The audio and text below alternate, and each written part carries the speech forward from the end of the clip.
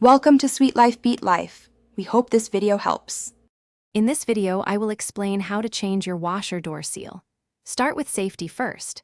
Before beginning any repair, always unplug your washing machine from the electrical outlet and turn off the water supply valves.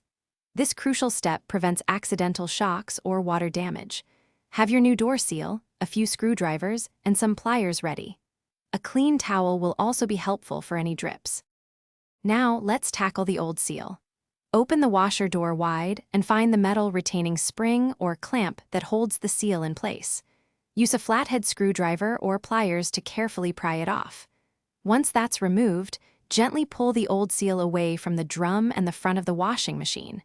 It might be a bit snug, but it will come free. With the old seal gone, it's time for the new one.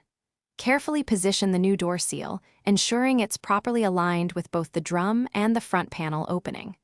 Work your way around, pushing the inner lip of the seal securely onto the drum's edge. Then, reattach the retaining spring or clamp, making sure it's snug and holds the seal firmly in place. Almost done, reconnect your washing machine to both the power outlet and the water supply lines.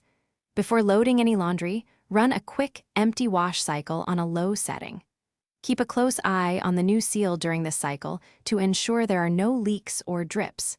If everything looks good, you've successfully replaced your washer door seal. Thanks for watching. Consider subscribing if we helped you.